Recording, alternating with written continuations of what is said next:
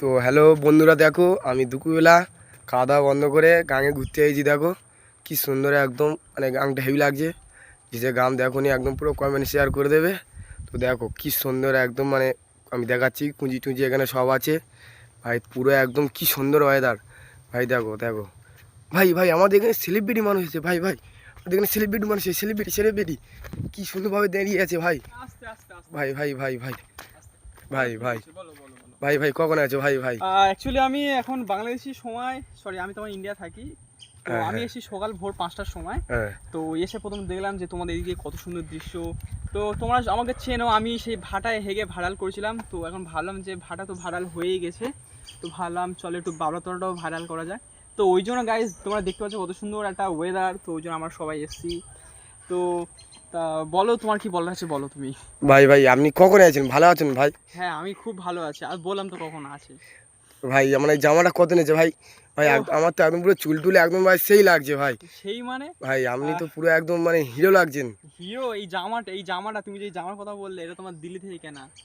দিল্লি সেই তোমার সেই কি শেখ পরিবার, সেই শেখ পরিবারের যে মানে যে রাজা, কি শেখ নাম ভুলে গেছি অ্যাকচুয়ালি, খুব বন্ধু তো নাম ভুলে গেছি। সে জামাটা গিফট করেছে বুঝলে। জামাটা সে আমাকে বলেছিল কত $200 এরকম একটা দাম, জামাটার দাম পড়েছে। মানে স্যার $200 মানে কি কত স্যার? ও আমি তো ভুলে গেছি, তোমার হচ্ছে গ্রামের খ্যাত বলেই তো হবে।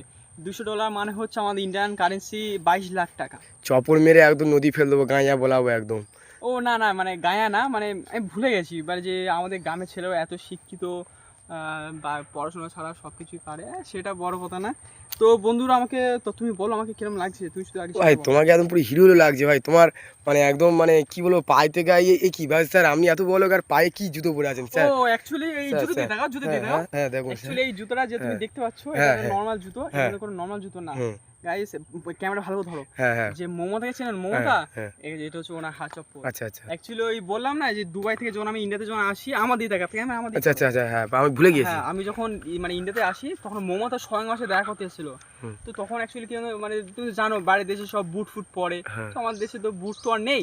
তো অ্যাকচুয়ালি আমি তো প্লেনে এসেছি, তো আমার নিজস্ব প্লেন, তো ঘুমতে উঠে প্লেনে চলে এসেছি, তো বুট ফুট পরার সময় পাইনি। মমতা দিয়ে বলল, স্যার আপনি কি মমতার কি ডান হাত ছিলেন না বাঁ হাতে সুজনের জন্য? না না না না, আমি বাহার না, আমি হচ্ছে মমতার ডান হাত। তো ওই মমতা আমার দেখে বললো, এ বাবা তুই জুতো পাওনি? তাই বলি ঠিক আছে, চিন্তা করো না, জুতো কিনে নেবো। বলে না না না একদম না, তুমি আমার ডান হাত বলে কথা, তুমি আমার জুতো পরো। স্যার ফোন টোনে মুখে দা ধরুন না। তো ওই জন্য আমি মমতা জুতো পরে চলে এসেছি। তোমার এই জুতোকে হালকা নেবে না স্যার? আরেকবার জুতোটা কি দেখাতে পারি? অবশ্যই অবশ্যই অবশ্যই। না না, এটা হচ্ছে মমতার জুতো। তো গাইস দেখো, একটা সেলিব্রিটির ভাইয়ের জুতোটা দেখো কেরো।